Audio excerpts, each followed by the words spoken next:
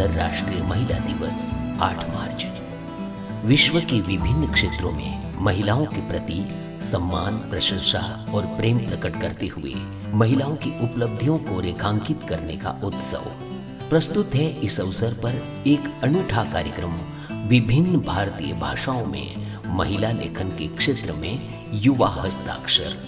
आज हम मिलेंगे भारत की ऐसी 8 युवा लेखिकाओं से जो अपने प्रांत के भाषा, साहित्य एवं कला में अपने प्रदान से अपना एक विशिष्ट स्थान रखती हैं। ये उभरती युवा नारी प्रतिभाएं अपने राज्य, प्रांत और अपनी भाषा में अपने कार्य, सेवाएं तथा अनुभव की बात करेंगी। हमारे राष्ट्रगान में गाई जाने वाली पंक्ति पंजाब, सिंध, गुजरात, मराठा, द्रविड़, उत्कल, बंगा की श्रृंखला में ही आज संयोग से इस मंच पर एक साथ एकत्रित ये युवा महिला हस्ताक्षर अपनी कुछ रचना भी प्रस्तुत करेंगी। कला कार्य साहित्य कला के संवर्धन और नवसर्जन एवं प्रतिभा विकास का एक मंच है। प्रस्तुत है कार्यक्रम बहुभाषी महिला लेखन युवा हस्ताक्षर।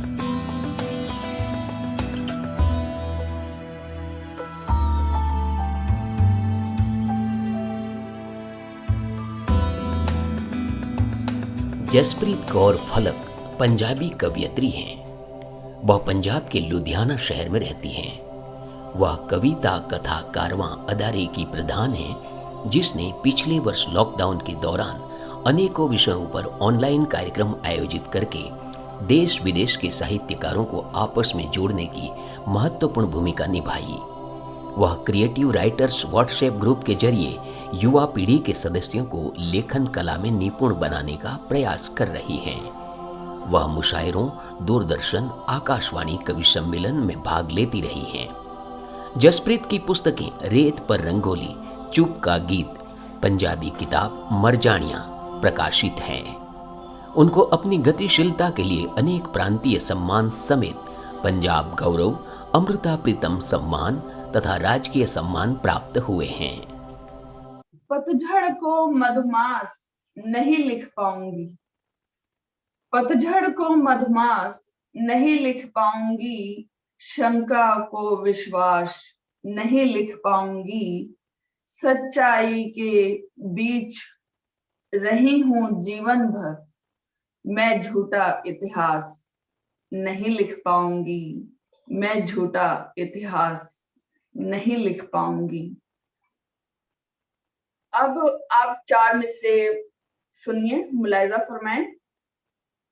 फिक्रो फन की मैं एक नाजुक डाली हूं, फिक्रो फन की मैं एक नाजुक डाली हूं, चढ़ते सूरज की मैं पहली लाली हूं, मेरी गजलों में है कशिश मोहब्बत की, मेरी गजलों में है कशिश मोहब्बत की, मैं साहिर के शहर की रहने वाली हूँ, मैं साहिर के शहर की रहने वाली हूँ।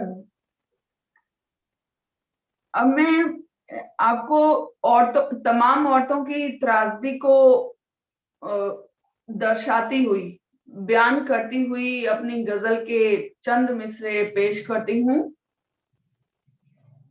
तेरे जैसा कर सकती थी, तेरे जैसा कर सकती थी, नहीं किया, मैं भी धोखा कर सकती थी, नहीं किया, मैं भी धोखा कर सकती थी, नहीं किया।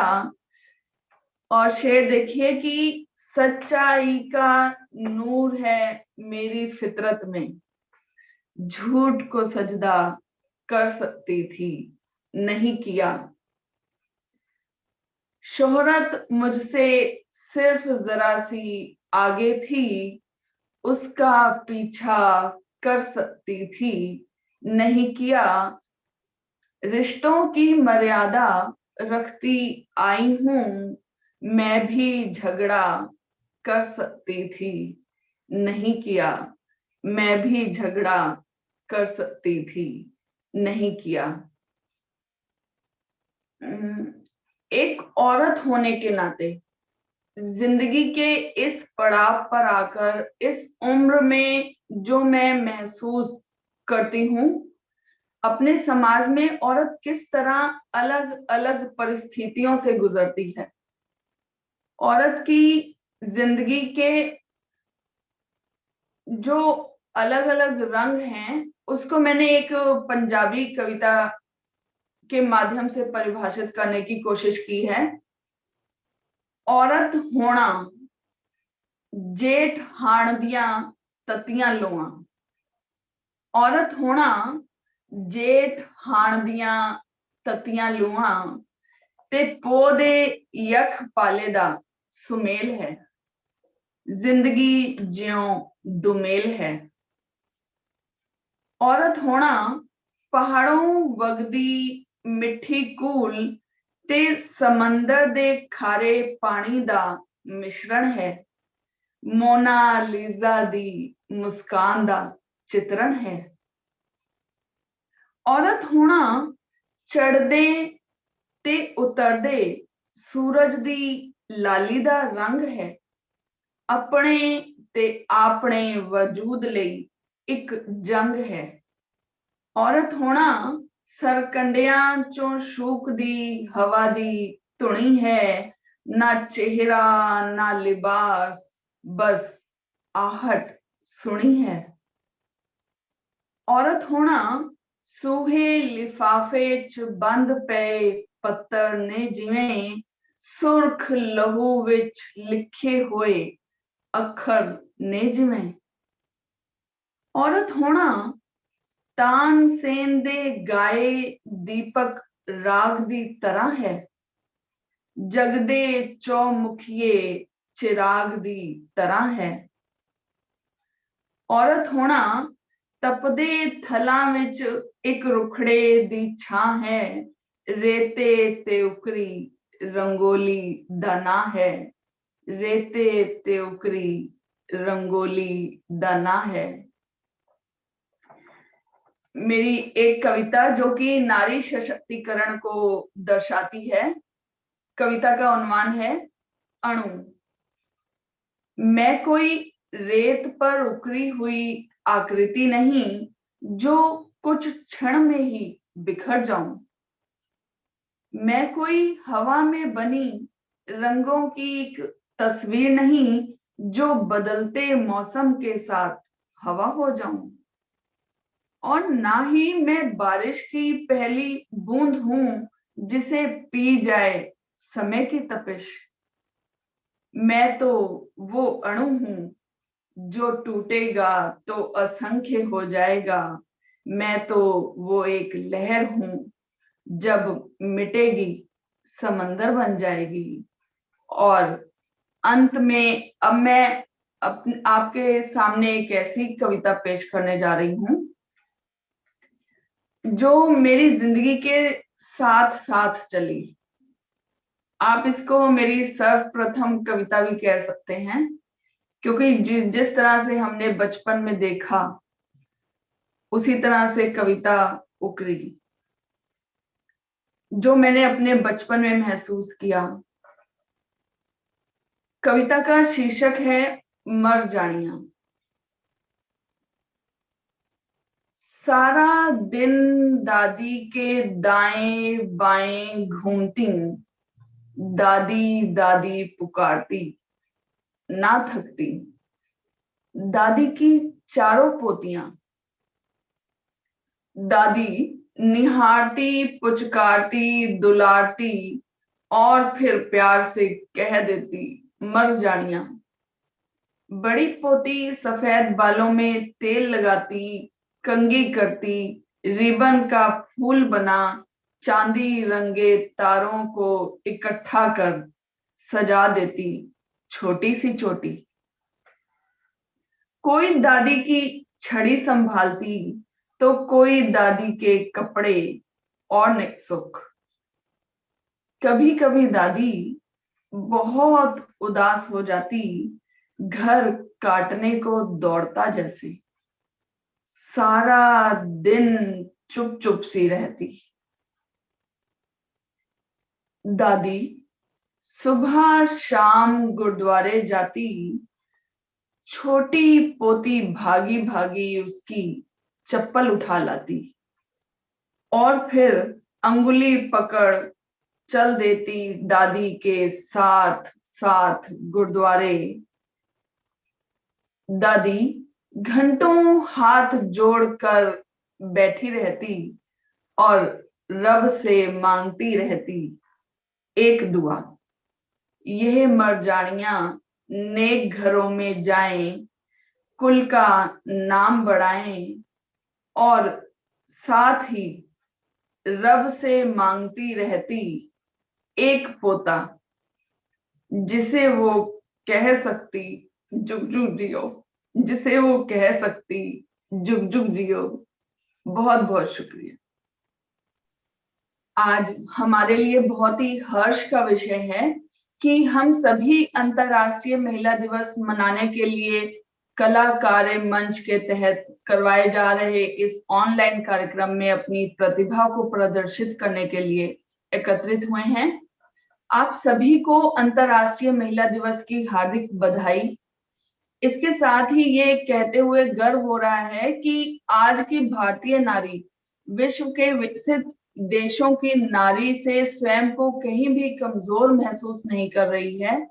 हम अगर इतिहास की दृष्टि से देखें तो समाज और राष्ट्र के प्रति औरत की भूमिका बहुत ही गौरवमयी रही है। आज हमने जो नए भारत का सपना देखा है वो नारी के सहयोग के बिना कभी संपूर्ण नहीं हो सकता। प्रकृति ने औरत को जो समर्पण की भावना प्रदान की है वही उसकी शक्ति है।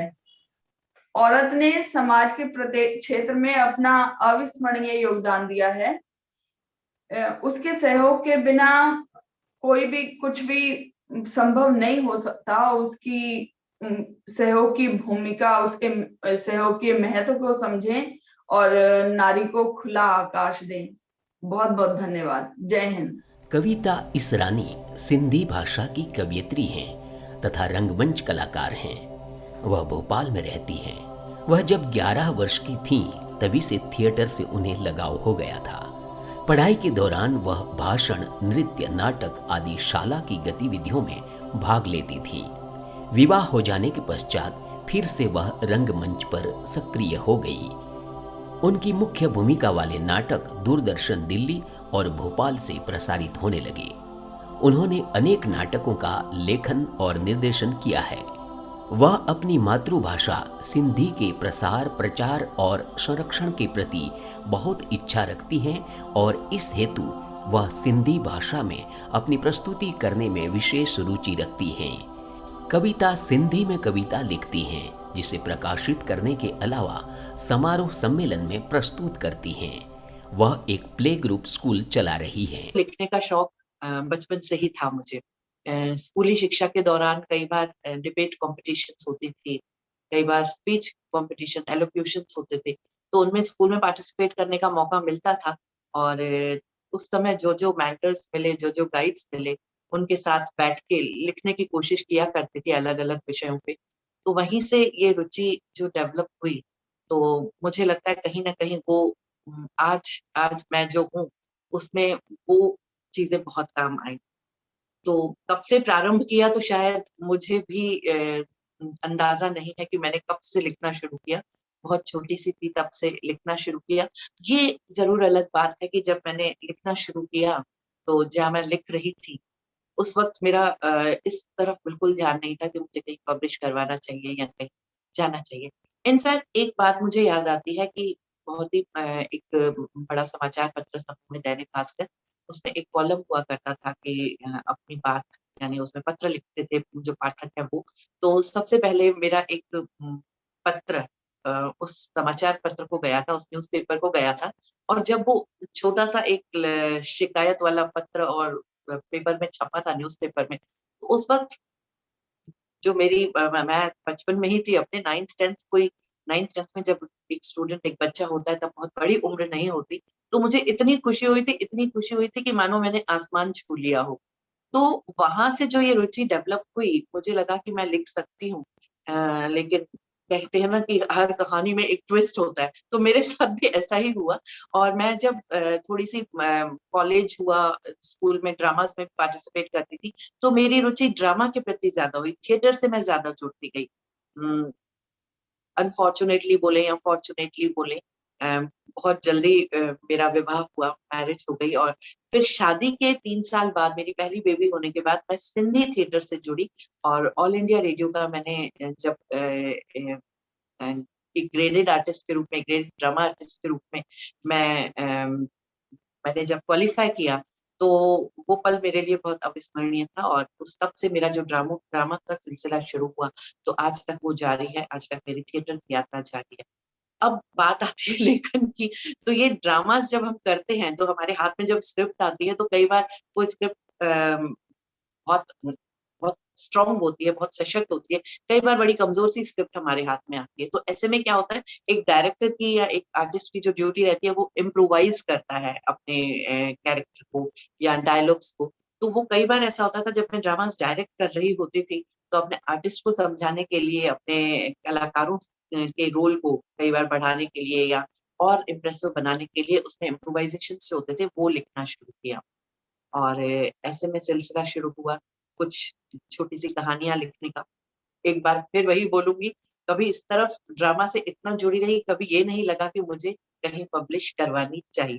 तो कुछ कहानियां लिखी इस तरह से। अब मेरे मेरा जो है राष्ट्रीय सिंधी भाषा विकास परिषद में एग्जीक्यूटिव बोर्ड मेंबर जब मैं बनी, तो उस वक्त तक मेरे ड्रामा की यात्रा काफी लंबी हो चुकी थी। ड्रामा का प्रदर्शन बहुत हो चुका था। दूरदर्शन पे मैं ग्रेडेड आर्टिस्ट रही, भोपाल दूरदर्शन पे इसके ड्रामास कर लिया, कुछ सीरियल्स किए। तो ऐसे में कहीं जो मेरे लेखन की जो मेरी क्वालिटीज थी, मेरे गुण जो थे, वो कहीं दब से गए शायद। वक्त जिसे हम बोलते हैं कि वक्त, मैं टाइम मैनेजमेंट नहीं कर पाई, और उस पर मेरा असर पड़ा, और मेरा लिखना काफी कम हुआ। अम, ये मुझे लगता है, ये इसका मुझे थोड़ा सा रिग्रेट होता है कि मैंने ऐसा क्यों किया। और आज तक लगता है कि शायद मैंने उस समय थोड़ा सा टाइम मैनेजमेंट किया होता, तो आज मेरे पास मेरी कुछ ज्यादा कृतियां होती। ऐसे में जब मैं राष्ट्रीय सिंधी भाषा विकास परिषद की मेंबर बनी, बोर्ड मेंबर बनी, तो मेरी मुलाकात डॉक्टर रवि प्रकाश टेकचंदानी से हुई, और उन्होंने मुझे बोला, दीदी आप लिख सकते हो, आप लिखते हो, तो आप पब्लिश क्यों नहीं करवाते। और तब मेरी एक कविता, जो कहीं ना कहीं मेरे दिल से निकली हुई कविता थी, जिसका वाचन भी आज मैं, जिसका पाठ भी मैं आज करूंगी, वो एक कविता मेरी, उन्होंने उनके सहयोग से अनुवाद, सिंधी अनुवाद विशेषांक में छपी, जिसमें सिंधी अनुवाद के काफी सारी कृतियां का पब्लिकेशन होना था। और मार्च 2019 में मेरी एक कविता उस किताब में छपी। उसको देखकर भी मुझे बहुत खुशी हुई कि जो एक पहचान मिलनी चाहिए एक कवियत्री की, वो मुझे उस कविता से मिली। और अब वो सिलसिला जारी है, मैंने धीरे धीरे लिखना शुरू किया है। और अब मैं अगर बोलूँ कि सर्वप्रथम कृति क्या थी, तो शायद ये मुझे अपनी पुरानी डायरी खोलनी पड़ती, क्योंकि मेरे छोटे छोटे मुक्तक जो हैं, काफी सारे मैंने उसमें लिख रखे थे। हाँ, वो मेरे अपनी भाषा में ना होते हुए सिंधी में थे, क्योंकि थिएटर भी जैसे अगर मैं आज राष्ट्रीय सिंधी भाषा विकास परिषद में भी हूँ, तो वो इसलिए हूँ क्योंकि मैंने अपनी मातृभाषा से प्यार करते हुए, मेरा जीवन का पर्पस वही था। प्रोफेशन मेरा ये रहा कि टीचिंग से शुरू करके मैं एक स्कूल की ओनर हूँ, एक स्कूल की एडमिनिस्ट्रेटर हूँ, जो मेरा खुद का प्ले ग्रुप स्कूल है। तो वो सब काम करते हुए और जिंदगी की जद्दोजहद में थोड़ा सा वक्त मैं जब अपने लेखन के लिए निकाल पाती हूँ, लिखने के लिए निकाल पाती हूँ, तो उस समय जो आत्म संतुष्टि की अनुभूति होती है, और जिस खुशी की अनुभूति होती है, मुझे लगता है दुनिया के किसी भी काम में नहीं होती। अब अगर मुझसे जो सवाल हमें जिस बारे में बताने के लिए बोला गया है, अपने व्यूअर्स से बात करने के लिए बोला गया है, उसमें एक बात ये भी थी कि मेरी विशेषता क्या है, मतलब मैं मतलब खुद का अपना एक्स फैक्टर क्या मानती हूँ। तो सच पूछिए तो अगर लेखन की स्किल्स को माना जाए, तो मैं अभी भी अपने आप को बहुत इमेच्योर राइटर मानती हूँ, इमेच्योर कवियत्री मानती हूँ, क्योंकि मुझे कई बार लिख के और सुधरवाने की जरूरत पड़ती है। और प्रोफेसर रवि टेकचंदानी जी है हमारे शहर के, वरिष्ठ साहित्यकार नारी लचवानी जी हैं, उनकी मदद भी मैं कई बार लेती हूँ, क्योंकि सिंधी भाषा जो है, सिंधी मेरी जो मातृभाषा है, वो बहुत ही मीठी ज़बान है। और आमतौर पर जो शब्दों का खजाना हमारी इस भाषा के पास है, वो बोलने में आमतौर पर नहीं आता। तो कई बार लगता है कि मैं उनसे सलाह लूँगी, तो मुझे कुछ नए शब्द मिल सकते हैं। तो चलिए, आज मैं आपको अपनी वो कविता सुनाने जा रही हूँ सिंधी में। उस कविता का पाठ करने जा रही हूँ, जिसका शीर्षक है मुंहिंजे हिस्से जी उस, यानी मेरे हिस्से की धूप। सिंधी में ही करूँगी और इसका मैं थोड़ा-सा सार आपको बता देती हूँ। इस कविता में एक एक स्त्री की व्यथा है, उसके साथ जो जीवन में जो घटनाएँ हुई हैं, उसके साथ जो कुछ मिसहैपनिंग्स हुई हैं, उसका हालाँकि बहुत खुल के नहीं बताया गया है। उन मिसहैपनिंग्स को लेते हुए किस तरह से वो संघर्ष से बाहर निकल कर, किस तरह से वो अपने हिस्से की धूप अ, को पा लेती है। अ, उसको थोड़ा-सा मैंने बयाँ करने की कोशिश की है। मुंहिंजे हिस्से जी उस, थियो कुछ ओचितो अहिड़ो, थियो कुछ ओचितो अहिड़ो कि ज़िंदगीअ पातो कारो चोलो। ख़ामोशियुनि सां जोड़ियो मूं रिश्तो, ख़ामोशियुनि सां जोड़ियो मूं रिश्तो, अखरनि वांगुरु मड़ियल ज़िंदगी, जंहिंखे पननि वांगुरु पलटियो हो, ख़ुशियूं, खिल ऐं रोशनी, जंहिंजे हर पन्ने में हो। थियो कुछ अहिड़ो कि जिल्द वांगुरु, थियो कुछ अहिड़ो कि जिल्द वांगुरु सहड़े वरितो ज़िंदगी तोखे, वो उदासीअ जी बूंद, वो उदासीअ जी बूंद हर ॾींहुं आई, पूरे वरितई मूंखां मुंहिंजे हिस्से जी उस। छाइजी वियो कारे ककरनि जो सायो, छाइजी वियो कारे ककरनि जो सायो, पर ज़िंदगी तो धीरे सां दरवाज़ो खटखटायो, पर ज़िंदगी तो धीरे सां दरवाज़ो खटखटायो, हल्के सां मुंहिंजे आङुर पकिड़े मूंखे सम्झायो। कारे ककरनि जे हूंदे रखिणो पवंदो आहे सबुरु, चयो हो तो वाहे छॾ अखियुनि जे हिननि ककरनि जे पाणीअ खे, इन्हनि जे पुठियां लिकियल सुनहरी उस बि त आहे, जेका मुश्की तोखे सॾु ॾेई रही आहे। चयो हो तो ॻोल्हे वठि पंहिंजो आसमान तूं, चयो हो तो ॻोल्हे वठि पंहिंजो आसमान तूं, अणॼातल ख़ुशियुनि खे सुञाणे वठि तूं, अणॼातल ख़ुशियुनि खे सुञाणे वठि तूं। ऐं तॾहिं मां चयो मां अचां थी ज़िंदगी तो वटि, मां अचां थी ज़िंदगी। मित्रों, मुझे आशा ही नहीं विश्वास है कि आप सभी को मेरी ये छोटी-सी कृति पसंद आई होगी।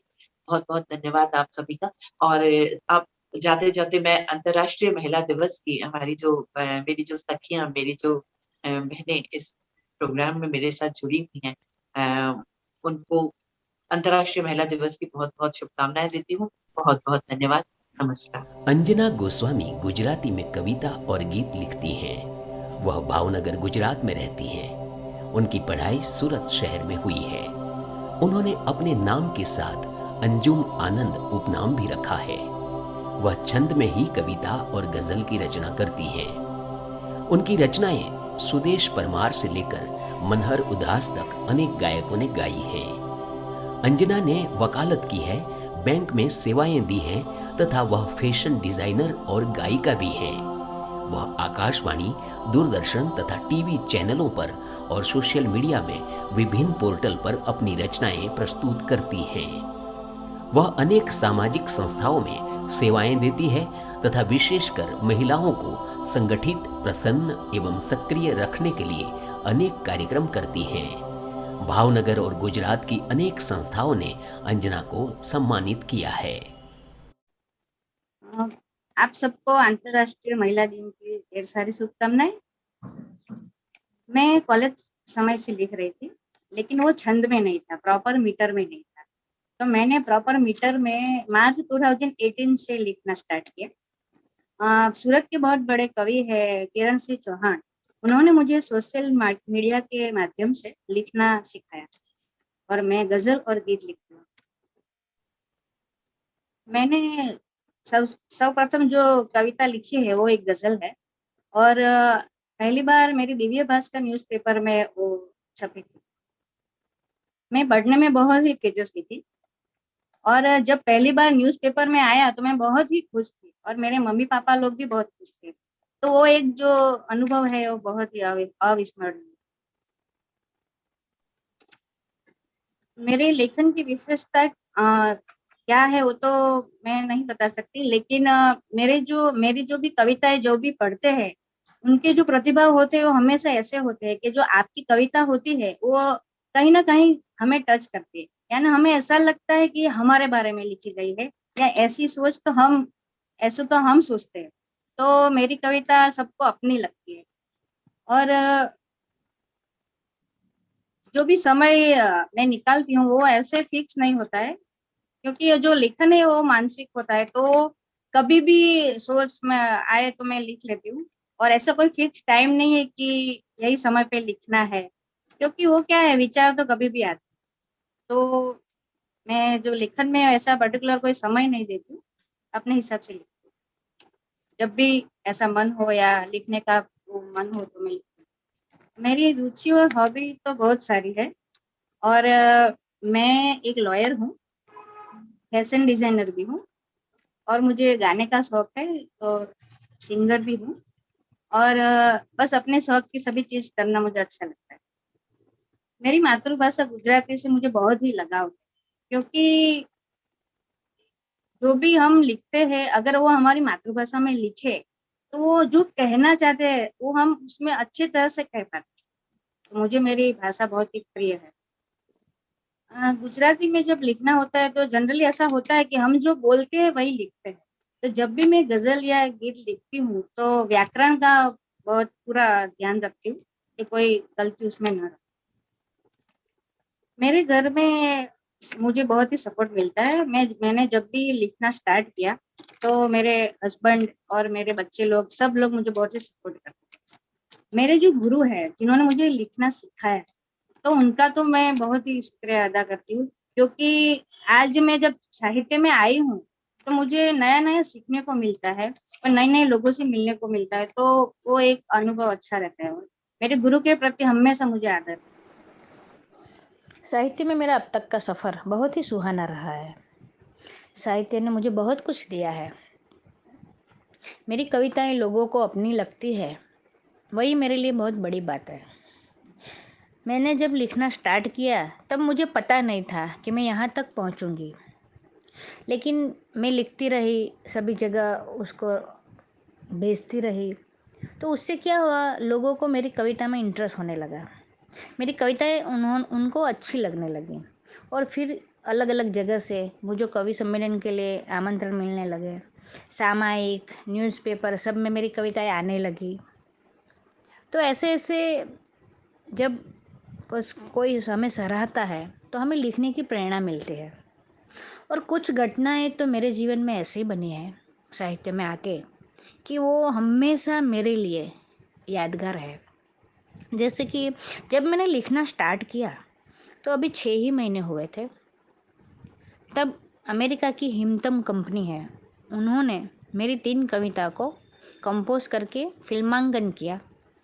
तो वो मेरे लिए बहुत बड़ी बात थी। और बाद में एक घटना ऐसी बनी कि मुरारी बापूजी के लिए मैंने एक कविता लिखी थी।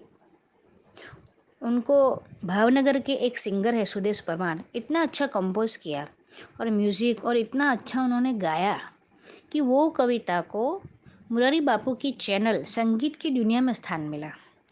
तो वो तो मेरे लिए बहुत ही बड़ी बात थी। नॉट इवन मेरे लिए, लेकिन मेरे परिवार के लोग भी बहुत ही खुश थे।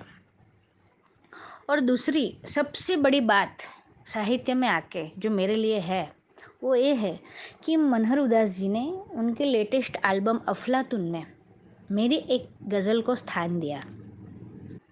लेकिन अब तक उन्होंने कोई कवयित्री की रचना नहीं ली थी। मेरी और एक अमेरिका की एक लेडी है उनकी ली थी। तो वो बहुत ही गौरवपूर्ण बात है मेरे लिए। तो जब ऐसी घटनाएं होती है जीवन में तो और आगे लिखने की प्रेरणा मिलती है। सब सराहते हैं तो अच्छा लगता है। मैंने लॉकडाउन के दरमियान लगभग 40 से 50 ऐसे मंच पे ऑनलाइन सम्मेलन में भाग लिया है कि वो बहुत नामांकित मंच थे। सामयिक न्यूज़पेपर में मेरी कविताएं आती है तो अच्छा लगता है, हमें लिखने का एक प्रेरक बल मिलता है। तो ये सारी चीज़ें जब होती है तो एक लिखने के प्रति हमारा लगाव, हमारी जिम्मेदारी बढ़ जाती है और हमें सभानता से उसे लिखना पड़ता है। माँ सरस्वती आगे भी मुझे ऐसे ही लिखा है, बस मेरी तो वही प्रार्थना है। मेरी जो पहली गजल है वो एक नारी की एटीट्यूड की गजल है, यानी हर लड़की ऐसा एटीट्यूड होना चाहिए, अगर नहीं है तो ऐसी एक गजल है। गुजराती में मैं प्रस्तुत कर रही हूँ कि કોઈને આજીજી ખોટી કરવી તો અમને ન ફાવે, કોઈને આજીજી ખોટી કરવી તો અમને ન ફાવે, વાતમાં હામિયા મસ્તી ભરવી તો અમને ન ફાવે, કોઈને આજીજી ખોટી કરવી તો અમને ન ફાવે, વાતમાં હામિયા મસ્તી ભરવી તો અમને ન ફાવે। ને હું તો હંમેશા મને જે પણ ગમે એવું કરું છું, હું તો હંમેશા મને જે પણ ગમે એવું કરું છું, રોજ ઈચ્છાઓ બધી વેતરવી તો અમને ન ફાવે। ને શેર છે કે માનને ખાતર બધુંય ભૂલું એ તો શક્ય છે, પણ માનને ખાતર બધુંય ભૂલું એ તો શક્ય છે, પણ હર ઘડી આ જાતને છેતરવી તો અમને ન ફાવે। ને જ્યારે પણ એ આવે બસ તકલીફ આપી જાય તેથી, જ્યારે પણ એ આવે બસ તકલીફ આપી જાય તેથી, રોજ તારી યાદને ખોતરવી તો અમને ન ફાવે। ને છેલ્લો શેર છે કે નિંદા કુટલીથી રહું છું હંમેશા દૂર બધે, નિંદા કુટલીથી રહું છું દૂર હંમેશા બધે હું, કોઈની ખોટી છબી ચિતરવી તો અમને ન ફાવે, કોઈને આજીજી ખોટી કરવી તો અમને ન ફાવે, વાતમાં હામિયા મસ્તી ભરવી तो हमने न पाया। मेरी दूसरी कविता है वो एक गीत है। एक छोटी उम्र की व्यक्ति को अगर बड़ी उम्र के व्यक्ति से प्रेम हो जाए तो वो क्या दुविधा होती है उसके मन में, वो प्रदर्शित करता ये गीत है कि तमे कहूं के तू रोज विचारूं, तमे कहूं के तू रोज विचारूं हूं, एज मीठी मूंझवण में मारो दिवस गुजारूं, तमे कहूं के तू रोज विचारूं हूं, एज मीठी मूंझवण में मारो दिवस गुजारूं हूं।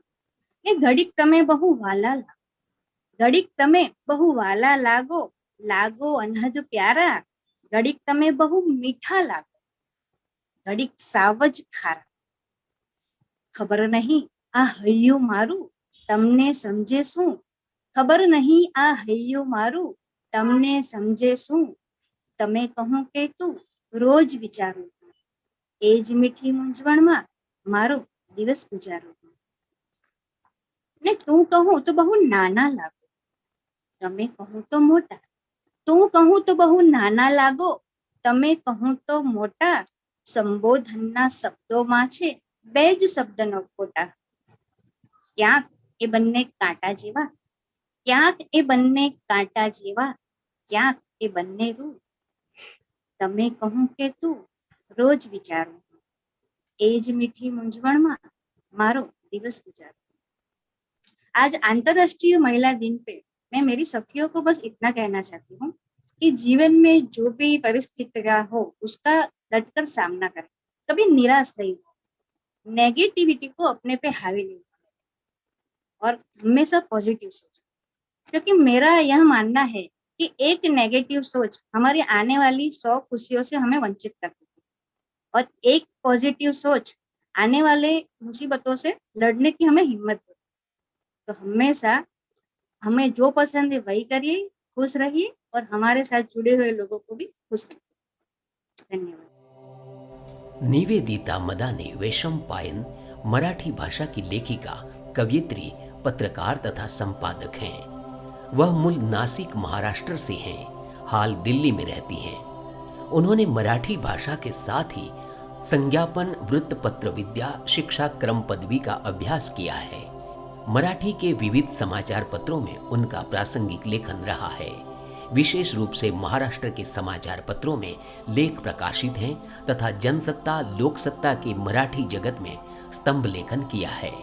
उन्होंने दिल्ली में दिल्ली बृहन महाराष्ट्र के अनेक कार्यक्रमों का सूत्र संचालन किया है। वह अपनी मातृभाषा मराठी और अपने राज्य की संस्कृति के प्रसार के लिए सक्रिय हैं। निवेदिता इंडियन वीमेन्स कॉर्पस और दिल्ली जर्नलिस्ट एसोसिएशन की सदस्य हैं। संप्रति वह नेशनल बुक ट्रस्ट इंडिया में मराठी भाषा विभाग में सेवारत हैं। गत 10 वर्ष से दिल्ली राजधानी में हूँ और धीरे धीरे मेरा प्रवास, मेरा संघर्ष कहो, एक गृहिणी के रूप से दोबारा यहाँ मेरा जन्म हुआ, ऐसे मैं कह सकती हूँ। मैं जब स्कूल में थी तब सजा के रूप में ही मेरी जो सजा थी वो ही मुझे आज पैशन के रूप में ले आई है। तो जब मैं स्कूल में थी तो थोड़ी चुलबुली थी, थोड़ी शैतान थी। उसमें मेरा शांत रखने के लिए या मुझे थोड़ा और अच्छे मार्ग पे लाने के लिए मुझे सजा मिली थी। तो जब मैं स्कूल में थी तो 8वीं 9वीं कक्षा में लगभग, जहाँ तक मुझे याद है, बाल दिवस के उपलक्ष्य पर मुझे पूरी असेंबली में बोलने के लिए कहा था। टीचर्स मैडम को लगा था कि ये क्या बोल पाएगी, लेकिन मैंने बहुत अच्छे से मेरे विषय रखे सामने, तो सबको चौंकाना तो हुआ ही हुआ और सराहना भी मुझे मिल गई। तो वहां से मेरी एक शुरुआत हो गई, ऐसे कह सकते हैं। बोलना है तो पहले लिखना है, और लिखना है तो विचार अपने सुस्पष्ट होने चाहिए। तो वो विचार सुस्पष्टता स्कूल के दरमियान ही शुरू हुई थी। बाद में मुझे एक प्रसंग याद आ रहा है, अभी फरवरी का मंथ गया, उसमें वैलेंटाइन डे का ये होता था। तो अखबार, समाचार पत्र युवा पाठकों को आकर्षित करने के लिए एक वैलेंटाइन डे के लिए आपका एक छायाचित्र भेज दो और आपके विचार भेज दो। तो मैंने तब महाविद्यालय में जब प्रवेश लिया था तो मैंने भी मेरे विचार भेजे थे, और वो इतने अच्छे विचार थे कि अच्छी प्लेसिंग के साथ वो प्रकाशित हुए। ये मेरे लिए दूसरा प्रसंग है कि मुझे पैशन तक और पेशे तक ये लेके आया। तो वैलेंटाइन डे की पहचान धीरे धीरे और अच्छी बनती गई। प्रिंसिपल तक वो बात चली गई। प्रिंसिपल ने भी मुझे बुलाया और कहा कि थोड़ा सराहना किया, और आप अपने कॉलेज के लिए लिखोगे? मैंने कहा सर मैं लिख सकती हूँ, लेकिन देख कोई बात नहीं निमिता, तेरा आई कार्ड और तुझे एक लेटर दिया जाएगा, और जहाँ जहाँ कुछ प्रोग्राम्स हो गए तो स्पेशल इनवाइटी होके आएगी और अपने महाविद्यालय परिसर की तू रिपोर्टर बनेगी। तो वो महाविद्यालय से दौर ऐसे चलता चलता यहाँ तक आज दिल्ली तक आ गया। तो मेरा दिल्ली तक का प्रवास परिवार के साथ हुआ। परिवार के लिए मैं दिल्ली में आई, और जब होम सिकनेस फील करती थी, अपनी मातृभाषा से दूर रहती थी, तो मुझे वो बहुत खलता था। और परिवार में खाली पति और पुत्र दोनों ही थे, तो समय कैसे बताए, समय कैसे व्यतीत किया जाए। तो मैं ढूंढती थी, अखबार पढ़ती थी, अखबारों में काफी मराठी प्रोग्राम्स की भी यहाँ जानकारी मिलती थी। बृहन महाराष्ट्र भवन है, कभी साहित्य अकादमी है, कभी संगीत अकादमी है। तो इन सारे अकादमी से जुड़ने की कोशिश रही, उन सारे प्रोग्राम पुरस्कारों को जाती रही, और जहाँ जहाँ वो मराठी मिलते थे तो मैं चिपक के जाती थी, बात करती थी, उनको भी इतना अच्छा लगता था। तो वो बस मुझे मराठी जगत के इसमें से एक अवकाश प्राप्त हुआ, लिखती गई और लोग पढ़ते गए और कारवां चलता गया। अभ्यास में तो मैं अच्छी थी, इसलिए छूट जाती थी, लेकिन अभ्यास को मैं अच्छे प्लेटफॉर्म पे लाऊं, ये मेरे गुरुजनों का प्रयास था। और मेरे भाई को मुझे यहाँ जरूर याद करना पड़ेगा कि भाई मेरे से 3 साल से बड़ा था और वो पढ़ाई में बहुत अच्छा था। तो उसकी छोटी बहना भी सही मार्ग पे चले, इसके लिए हमेशा गुरुजनों ने प्रयास किया, और मेरा जो प्रयास था, मेरा जो अभ्यास था, उन्होंने प्रयास की मात्रा से पैशन तक पहुंचाने के लिए काफी मदद की। और एक उस बिंदु में ये भी था कि आपका गुरुजनों के साथ कैसा ये है। तो आज भी मैं उनके कांटेक्ट में हूँ, आज भी उनके साथ फोन से जुड़ी हूँ, और जब भी मेरा महाराष्ट्र में जाना होता है, कोई गुरुजन पूना में है, अभी कोई गुरुजन अभी नासिक में ही है, तो जरूर मैं माथा टेकने उनके यहाँ जाती हूँ। आज भी उनके संपर्क में हूँ और मुझे वो ही आज भी रास्ता दिखाते हैं। और जहाँ तक की बात आती है पत्रकारिता की, कि आज सुबह देखा तो शाम को, आज तो सोशल मीडिया का इतना एडवांस टेक्नोलॉजी हो चुकी है कि सुबह की खबर शाम को बासी कहलाती है। तो इसी इसमें बहुत ही हमें सतर्कता ये करनी होती है, रखनी पड़ती है। फैक्ट को सामने रखना पड़ता है और दो तीन अपना अगर कॉन्टेक्ट अच्छे हो, जनसंपर्क अच्छा हो, दिल्ली में आके, दिल्ली तो देखा जाए तो जब भी जर्नलिज्म को एडमिशन लेते हैं तो पूछा जाता है, जैसे इंटर्नशिप का एक पार्ट होता है वैसे ही दिल्ली स्टडी टूर भी होता है। तो 98 में मेरा दिल्ली में आना हुआ था। तब मैंने सोचा भी नहीं था कि दिल्ली मेरी कार्यक्षेत्र की भी हो सकती है। मैं बस एक छात्र रूप में आई थी दिल्ली में, लेकिन परिवार के साथ मुझे दिल्ली आना मिला, दिल्ली आके अवसर प्राप्त हुआ। तो धीरे धीरे फिर से मुझे वही लेखनी चलाने को मिली और एक अच्छा अवसर मिला। और पारिवारिक जिम्मेदारी ज्यादा न होने के कारण मैं काफी समय इसमें दे सकती हूँ। यहाँ कहा जाएगा कि एक बिंदी का जो असर होता है वो शब्दों को बदल देता है, अर्थों को बदल देता है। तो इसके लिए तो हमेशा ही कॉन्शियस रहना पड़ता है, उजागर रहना पड़ता है, अवेयर रहना पड़ता है। बिना व्याकरण के मराठी तो संभव है ही नहीं।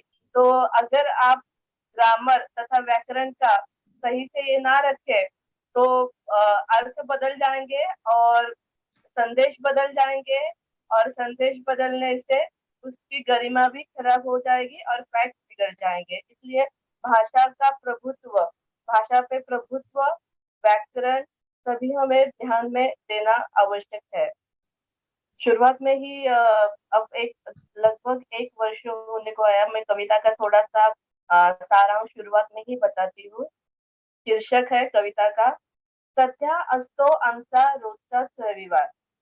सध्या असतो आमचा रोजचाच रविवार। आरामात जाग आल्यानंतर पुन्हा एकदा आम्ही करतो फक्त आराम।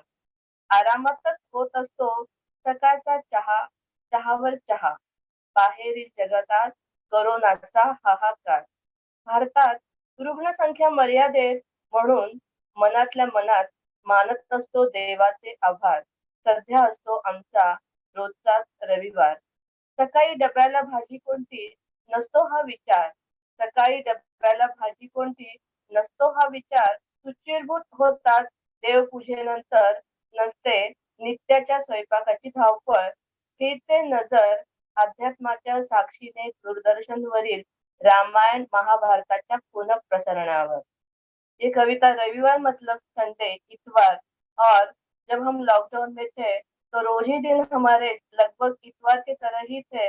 बस उठना है, चाय लेना है, ब्रेकफास्ट करना है, थोड़ा केयर करना है। सोशल डिस्टेंसिंग तो थी ही थी, घर में होने के बावजूद लॉकडाउन था। और बाद में हमें शाम को टीवी के सामने बैठ के खबरें देखना, सुनना, यही लगभग हमारी दिनचर्या रही थी। वो मैंने शब्दों में बंदिश की है। कोरोना संगे युद्ध आमुचे सुरू, यह मेरे दूसरी कविता का शीर्षक है। कोरोना संगे युद्ध आमुचे सुरू। वसंत लागला ओसरू, वसंत लागला ओसरू। ग्रीष्माच्या झळा लागती तापू। कोरोना संगे युद्ध आमुचे सुरू। सत्वर या परिस्थितीतून बाहेर येऊ, सध्या घरातच सुरक्षित राहू। विश्वात विषाणूला बंदिस्त करू। निसर्ग म्हणतो आपण आपले नियमित अविरत सृष्टी चक्र ते फिरवू। निसर्ग म्हणतो आपण आपले अविरत सृष्टी चक्र ते फिरवू। मनुष्य बाहेर पडेपर्यंत पर्यावरण ही ते लागेल सुधरू। तोपर्यंत माध्यमांच्याच आधारे घर बसल्या मनोरंजन तेवढे साथ। घरातूनच लाईव्ह देणाऱ्या कलाकारांच्या अदाकारी तेवढ्या न्याहाळू। काही याचेही अनुकरण विडंबन लागलेत करू। वसंत लागला ओसरू, ग्रीष्माच्या झळा लागती तापू। कोरोना संगे युद्ध आमुचे सुरू। ये भी एक कविता कोरोना के दौर पे, जैसे कि घर में रहे, सुरक्षित रहे, ये संदेश देने के लिए। और जो गृहिणी घर में ही बहुत कुछ कर रही थी, अन्नपूर्णा थी, अलग अलग व्यंजन कर रही थी, उसी के ऊपर ये दूसरी कविता थी। अंतर्राष्ट्रीय महिला दिवस पर मैं ये कहना चाहूंगी सब मेरे महिला वर्ग को और मेरी भगिनियों को कहूंगी कि अबला नहीं सबला है तू, अबला नहीं सबला है तू, नारी नहीं चिंगारी है तू, नारी नहीं चिंगारी है तू। जय हिंद, जय महाराष्ट्र। डॉक्टर सीरी तेलुगु भाषा की कवयित्री, कथाकार एवं नाट्य लेखिका हैं। वह तेलंगाना के नालगोंडा नगर में रहती हैं। वह दांत की डॉक्टर हैं। वह शॉर्ट फिल्म मेकर तथा स्क्रिप्ट राइटर भी हैं। उन्होंने 200 से अधिक कहानियां लिखी हैं, जो कि प्रतिष्ठित चंदा मामा तथा अन्य सामयिक एवं ईनाडू वगैरह दैनिक समाचार पत्रों में प्रकाशित होती रही हैं। बाल साहित्य में उनकी विशेष अभिरुचि है। उनकी कहानियां लॉलीपॉप ऐप पर उपलब्ध है। सीरी ने लॉलीपॉप ऐप का शीर्षक गीत भी लिखा है। उनके नाटक आकाशवाणी हैदराबाद से प्रसारित हुए हैं। उन्होंने तेलुगु में 12 और हिंदी में 1 तथा उर्दू में 1 पुस्तक लिखी हैं। उनकी अनेक ऑडियो बुक हैं तथा लघु फिल्में हैं। उन्हें बाल साहित्य के लिए तेलंगाना सरकार का विशिष्ट महिला पुरस्कार मिला है। 2009 में पहली बार मेरी कविता जो है वो प्रकाशित हुई है। ज्यादा तक मैंने सामाजिक परिस्थितियों को देखकर समाज से और मेरे दोस्तों के और जो सोसाइटी में देख रहा हूँ, जो दुनिया को मैं देख रही हूँ, उससे ज्यादा प्रभावित हुई। क्योंकि बचपन में मेरी एक सहेली जो मतलब अनाथ थी, जिसका पालन पोषण किसी और ने किया था, वो देखकर मेरे हृदय में ज्यादा क्या कहती है, टच माय हार्ट। सो उस वक्त अनायास ही मेरे मन में से कविता बाहर आई, तो मैंने उसे पेपर में रख दी। तो वो सभी को पसंद आई। जब मैंने उसे पेपर को दे दिया तो वो भी उसे अच्छा लगा और वह पब्लिश किया है। मैं कहानियां लिख रही हूँ, कविता लिख रही हूँ, बाल कहानियां, गीत, साथ साथ में समीक्षा, नाटक आदि सब लिख रही हूँ। लिखने के कार्य मैंने 12 वर्ष की आयु से ही प्रारंभ किया, शुरू किया। मैं काफी कुछ लिखती थी, लेकिन मुझे तब पता नहीं कि मैं क्या लिख रही हूँ, इसे कविता कहती या नहीं, मुझे कुछ भी नहीं पता। I used to write whatever come into my mind, लेकिन लिखना मुझे बहुत अच्छा लगता था। जिस विषय पर सोचती थी बस लिखती गई। लेकिन प्रथम बार मेरी कविता है जो 2009 में प्रकाशित हुई थी, उससे पहले मैं छोटी छोटी पंक्तियां देशभक्त से संबंधित लिखी, मेरी माँ से संबंधित लिखी। But first time when my poem got published, I felt very happy. बहुत खुशी लगी मुझे पहली बार जब मैंने मेरे कविता को देखी पेपर में, तब I literally felt the power of words. So after feeling that, I kept on writing. And पहली बार मेरी जो कथा है वो चंदमामा में जब प्रकाशित हुई, मेरी खुशी की कोई सीमा नहीं। I felt very very happy, that was like an dream come true. जैसे मैंने आपसे कहा, मैं कहानियां लिखती थी, कविता लिखती थी, नॉवेल्स लिखती थी, नाटक, समीक्षा आदि लिखती थी, लेकिन मेरी अधिकतर रुचि बाल साहित्य में है। Because I meet a lot of children, तो उनसे जो संबंध है, उनसे जो जुड़ाव है, वो मुझे बाल साहित्य की ओर खींच के लेकर आई। सो इसमें से एक है कि मैं मानती हूँ कि बाल साहित्य भी एक ऐसे रिसोर्स है जिससे बच्चे सीखती है क्या अच्छाई है, क्या बुराई है। They will learn everything from here only, because माँ जब कहानियां सुनाती थी बच्चों के लिए, वही उनका पहला साहित्य का परिचय होगा। So that is the first time they get connected with literature. So that is why मैं बाल साहित्य को, as I told you, it is my responsibility and I love to write in children's literature. भाषा की दृष्टि से देखा जाए तो मैं लेखन का जो कार्य है बहुत ही सतर्क के साथ करती हूँ, क्योंकि जैसा कि मैंने बताया है, मेरा जो कार्य क्षेत्र है साहित्य में, वो बाल साहित्य से संबंधित है, तो मुझे बहुत ही चौकन से होकर निकला है, क्योंकि उसमें जिन शब्दों का प्रयोग करती हूँ या जिन विषयों का प्रयोग करती हूँ, ध्यान में रखती हूँ कि वो बच्चों तक सही तरीके से पहुंच सके। और मेरी गुरु जो है श्री राविकोंडल राव जी, वो अब नहीं है, लेकिन he is the person who encouraged me all the way. उसे जिससे जब उसे एक बुक मिलता है, वो अच्छी लगती है उनको, वो फटाफट मुझे बेच देती है। And our teachers are my first gurus, and everyone in this society. So many people, I have come across many people, they all know me writing, but everyone encouraged me, yes, this is a good job. And मेरी पहली रचना जो आपको सुनाने वाली हूँ, यह है एक कविता। टाइटल है कि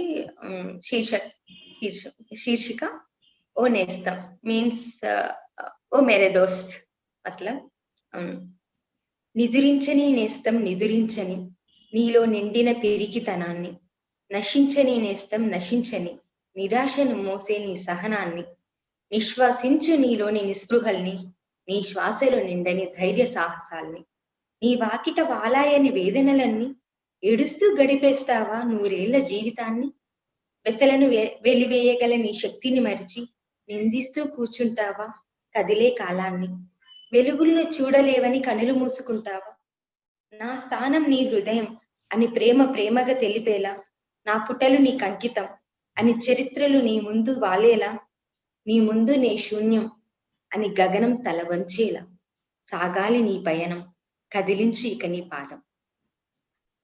इस कविता का मतलब है, ए दोस्त, दुख न कर, अपने मन की निराशा को छोड़कर, असफलताओं को छोड़कर आशावादी बनकर आगे चलो, दुखों को छोड़कर सुख की अनुभूति और बढ़ो, और जिंदगी में आगे बढ़ना सीख ले। और अब मैं एक कथा प्रस्तुत करती हूँ आपके। कथा का नाम मी बैंक, अपना बैंक। స్కూల్లో క్విజ్ కాంపిటీషన్ లో ఓడిపోయిన రోజు నుంచి పింకీ అదోలా ఉంటుంది, చాలా మూడీగా, బాధగా, ఏదో పోగొట్టుకున్న దానిలా చాలా దిగులుగా, మౌనంగా ఉంటుంది। ఎవరితోనూ సరిగ్గా మాట్లాడడం లేదు, ఎవరేం అడిగినా సమాధానం చెప్పడం లేదు, సరిగ్గా తినడం లేదు, ఊరికే చిరాకు పడుతోంది। కొన్ని రోజులుగా కూతురు ప్రవర్తనలో మార్పును గమనించిన పింకీ తల్లి ఒక రోజు పింకీని విషయం ఏమిటని ప్రేమగా అడిగింది। అమ్మా, ఈ క్విజ్ కాంపిటీషన్ లో ఎలాగైనా ప్రైజ్ గెలుస్తానని మా ఫ్రెండ్స్ తో చెప్పాను, బెట్ కట్టాను। మనకు మనం ధైర్యం చెప్పుకుంటే మన ప్రపంచం అంతా మనతోనే ఉన్నట్లు, మన విజయం కోసం ఎదురు చూస్తున్నట్లు అనిపిస్తుంది। మనలో మనం దేన్ని చూసుకుంటే జీవితం మనకు దాన్నే తిరిగిస్తుంది। నిజానికి జీవితం ఒక బ్యాంక్ లాంటిది, అందులో మనం ఏది డిపాజిట్ చేస్తే అదే తిరిగి వస్తుంది, వడ్డీతో సహా। మీరు చిరునవ్వు డిపాజిట్ చేస్తే చిరునవ్వు ప్లస్ వడ్డీ, మనశ్శాంతి, సంతోషం, ప్రేమ। మీరు బాధని డిపాజిట్ చేస్తే బాధ ప్లస్ వడ్డీ, నిరాశ। మీరు ధైర్యాన్ని డిపాజిట్ చేస్తే ధైర్యం ప్లస్ వడ్డీ అంటే గెలుపు। మరి మీరు దేన్ని డిపాజిట్ చేయబోతున్నారు? చిరునవ్వులనైతే జాయింట్ అకౌంట్ తీసి నా పేరుని ఇంక్లూడ్ చేయడం మర్చిపోకండి। एक बच्ची है, she goes to a quiz competition and she thinks that she can win. She also keeps a bet with her friends that she will win, but unknowingly one of her friends, she answers before this character could answer. So this girl feels humiliated. She thinks that everyone around her are thinking that she's a failure. So with that feeling, she gets depressed and she won't eat, she won't drink, she won't speak to anyone. This is the psychology of school student who keeps a bet but fails ever. So all her friends keep telling us, you are a failure, you are a failure. So that girl, unable to digest this failure, she keeps on crying and she gets into depression. So her mother, after seeing her situation, she wants to change her. So she takes her to a showroom where all glass showroom. So there will be all mirrors in it.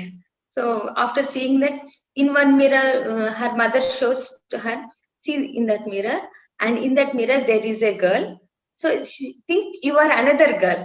There is some another girl. Just you think there is some another girl, not you. So tell to her that she can do anything. So the girl says you can do anything. All her reflection says that you can do anything. She thinks that all the world around me is telling that I can do anything and I can achieve it. So she feels very great. So life is nothing but a mirror showroom. We always see our reflection. If we think we cannot do anything, all our reflection says that you can't do anything, you are best.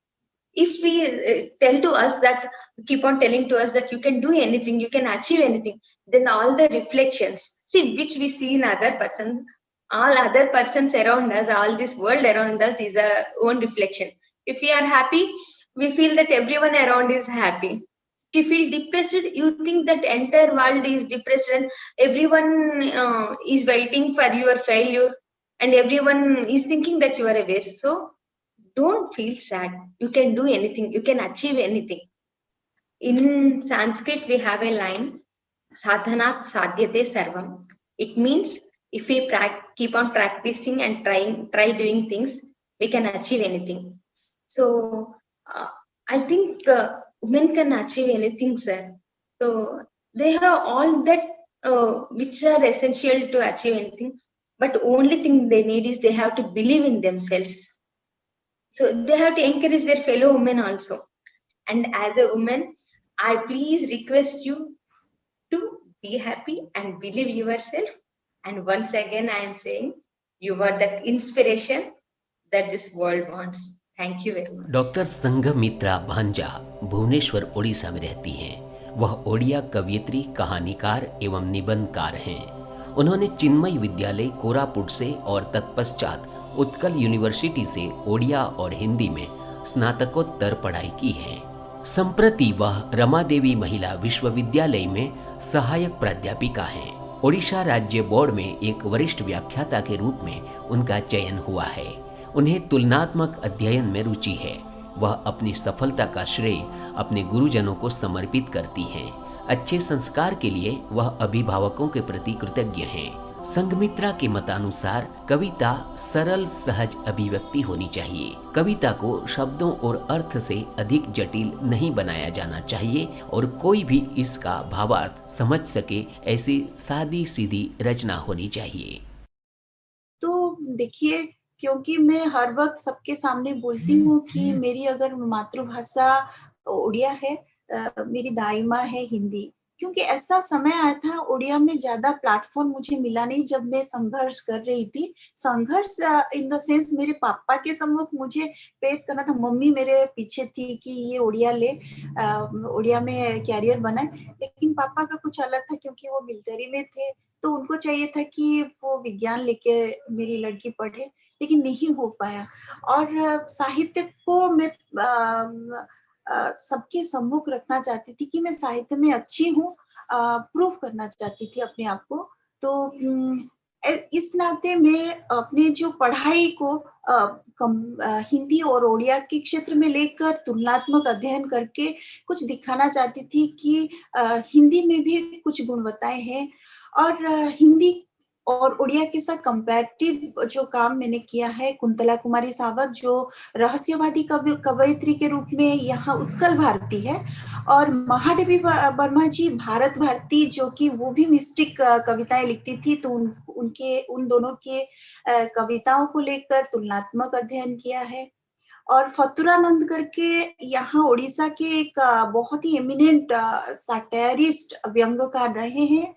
उनके रचनाओं के साथ उनकी रचनाओं के साथ मैंने हरिशंकर परसाई जी के रचनाओं को तुलना किया है, और निष्कर्ष ये निकला है कि भाव धाराएं, भाव मूल्य और विचार मूल्य किस तरह से दोनों भाषाओं में कोई किसी को नहीं जानता है, दूर तक कोई वास्ता नहीं है, लेकिन किस तरह से हम एक साथ हैं। जैसे आप बोल रहे थे कि भाषा भाषी चाहे अलग हो, लेकिन जो भावना और विचार है वो एक ही जैसा है, क्योंकि हमको संस्कार चाहे रामायण तेलुगु में हो, चाहे बंगाली में, चाहे आसामी में, चाहे गुजराती में, ओडिया में, कोई भी भाषा में हो, लेकिन जो उसका जो अंदरूनी अंतर्निहित अंतर्दृष्टि है वो सबके ऊपर प्रभाव विस्तार करता है, जो कि हम बने हैं। जितनी सारी मेरी बहनें हैं आज महिला दिवस में यहाँ पे हैं, जो हमें सुनेंगी, वो सबके पास ऐसे ही विचार मूल्य हैं। और भारतीय नारी इसीलिए सबसे व्यतिक्रम है, स्वतंत्र है, क्योंकि उसके पास ये जो खासियत है कि वो सेवा करे और अपने दुखों को अपने तक सीमित करे। सशक्ति की बात ये है कि मैं गांधी जी की उस वाक्य को यहाँ पे स्मरण करना चाहूंगी कि आप नीरवता पूर्वक, आप पूरी तरह से नीरवता पूर्वक अपने कामों के प्रति अपनी निष्ठापरता दिखाओ और चुप रहो। अपने आप को प्रूफ करने की कोई जरूरत नहीं, एक दिन देखना कि दुनिया आपको सुनेगी। ये मेरे जीवन में पूरी तरह से प्रतिपादित सत्य साबित हुई है, क्योंकि चुपचाप से मैं बहुत ही चुपचाप रही हूँ और अपने आप को ज्यादा एक्सप्रेस करने की कोशिश मैंने कभी किसी के सामने किया नहीं। लेकिन हाँ, मैंने कोशिश की अपने शब्दों को डायरी में लिखने की, जो कि आज पूरी तरह से मैं इतनी संतुष्ट हूँ। जितना भी मुझे मिला है माँ शारदा की कृपा से, मैं पूरी तरह से अपने ज्ञान को, बौद्धिकता को शब्दों में पिरोकर, जैसे कि वर्तनी शब्द हो, अपने उड़िया के जो ग्रामीण शब्द हो, उनको बच्चों के सामने मैंने रखने की कोशिश की। हाँ, क्योंकि अध्यापना के क्षेत्र में हूँ तो छात्राओं को मैं नैतिक शिक्षा देने के नाते कविताओं में और अपनी कहानियों में थोड़ी सी जो क्या सीखेंगे वो, से उनको कौन सी शिक्षा मिलेगी मुझसे, उसके ऊपर ज्यादा ध्यान देती हूँ, क्योंकि वो पढ़ेंगे, उनके साथ साथ बहुत सारी ऐसी जो सामाजिक परिमंडल में जो लोग हैं वो भी पढ़ेंगे। तो क्या मुझसे उनको क्या मिलेगी? मैं कभी भी जो सिनारियो चल रहा है साहित्य को लेकर, जो एक्सपेरिमेंट हो रहे हैं, उसके ऊपर कभी ध्यान नहीं देती, क्योंकि मुझे सिर्फ लिखना है, मुझे अपनी बातों को दूसरों तक पहुंचाना है। क्योंकि कुंतला कुमारी सावत जी ने कहा था कि सिर्फ लिख कर डायरी में उसको बंद करके मत रखो, उसको पब्लिश कराओ, लोगों के पास अपने शब्दों को लो। क्योंकि मुझे दुष्यंत कुमार जी याद आते हैं, मेरे गीत तुम्हारे पास सहारा पाने आएंगे मेरे बाद, ये तुम्हें मेरी याद दिलाने आएंगे। तो कविताओं के जरिए हम सबके दिल में रहना चाहते हैं। शब्दों के जरिए अगर एक ही काम करो, एक ही कृति आपकी यहाँ पे छोड़ के चले जाओ, अगर उसमें दम है तो निश्चय ही वो आग जलाएगा, आग लगा कर जाएगी। जैसे थोड़ी आंच बची रहने दो, थोड़ा धुआं निकलने दो, कल देखो कि कई मुसाफिर इसी बहाने आएंगे। तो बहुत धन्यवाद। और इसके साथ साथ मेरी बहनों के सामने कविताओं को रखना चाहूंगी। बहुत ही सिंपल है, 2 कविताएं हैं, थोड़े छोटे छोटे हैं, ज्यादा नहीं, लेकिन उसका अनुवाद करने की भी कोशिश करूंगी। संपर्क पादप, संपर्क पादप, ये संबंधों को एक पेड़ बनाकर आप सबके सामने मैंने रखा है। जैसे कि लिखा है, डाल पोती देले कुआं धरिबा जाए अपेक्षा करिबाकू हुए। डाल पोती देले कुआं धरिबा जाए अपेक्षा करिबाकू हुए। मझिरे मझिरे पानी धापे कोड़ा खुसा भी दरकार, आउ लोड़ा आत्मीय चाहाणी। भाबुच कि से बुझिबनी बोली भूल भाबुच। से जीवंत गभीर माटीर आर्द्रतारे अलस भांगुथुबा निरीहपणरे सामान्य उत्ताप दलकाए थिरी पवन हिल्लोळर छुआ पाई कुआं आसे डाଳରେ पत्रठू फूल जाए उदग्र साधना। थरे माटी भिड़ी देले तेणिकी भय नाही, थरे माटी भिड़ी देले तेणिकी भय नाही। माटी स्तर देई चेरमूल खूब आश्वस्त, खाली जाहा फूल फुटिबा बाकी थाए। संपर्क हेउ कि गछ हेउ, गजरुथुबा कुआंरु फूल जाए अकृत्रिम सदिच्छा संतक। आपणा पण भितरे बुंदाए आटोप, छिन्न करे जड़ीभूत बलिष्ठ पादप। भाव अनुवाद मैंने किया है, कितना कोशिश किया है देखिए। किसी डाली को जमीन में लगाने के बाद उसमें नए पत्ते आने तक प्रतीक्षा करनी होती है, बीच बीच में खाद देनी होती है, खुदाई भी, और उसे चाहिए स्नेहपूर्ण प्यार भरी नजरें। क्या तुम दुविधा में हो कि वो समझेगा कि नहीं? गलत सोच रहे हो। एक बार उसके जड़ को मिट्टी पकड़ने तो दो, तो उसके बाद कोई भय नहीं। संबंध हो या पौधा, डाली में पत्तों से लेकर फूल आने तक अकृत्रिम सदिच्छा और अपनेपन से ही जीवित रहता है संबंध या पौधा। संबंध या पौधा अपनेपन से ही जीवित रहता है। और एक कविता, आज क्योंकि महिला अंतरराष्ट्रीय दिवस है तो नारी के लिए मैं सोच रही हूँ कि नारी के हाथ में ही इंसान की जो पोष्टि है, नियति है। तो यहाँ पे शीर्षक है नारी हाथे मणिषर पोष्टि। मणिष समाज सते केते जे दुर्बल, देहज क्षुधार पैसाची पूजार, अंधार महत्व एठी आलुओ पाई कि पुरुष अस्तित्व खाली नारीटे पाई ही। किए ताको धरे स्व गर्भरे, धो बाइयार से नरम सेजरे, किए गढ़े ता देह मन और प्रकृति से नारी ही तो। माटी रे छिड़ा होई कौन माटी भूली हुए, खाली जहा पुरुषटे भूले, नारीटीर ओज भूली खेले तार उपरे क्षुब्ध अनଳରେ। अविवेक अथर्व मणिष, शिथिलता प्रतिटी स्पंदन, जानी नाही जुगे जुगे धर्षितार सापे हु हु जଳି पारे समग्र जीवन। नारी गोटे देह नुहे, स्वयं पराशक्ति, ता आशीष गढ़ी पारे मणिषर पुष्टि। इसका हिंदी रूपांतर कोशिश किया है। मानव समाज जो है यह कितना दुर्बल है। अमानवीय तृष्णा लिए अंधकार का जो महत्व है वो सिर्फ रोशनी के लिए ही। पुरुष की जो अस्तित्व है वो एक नारी के कारण ही।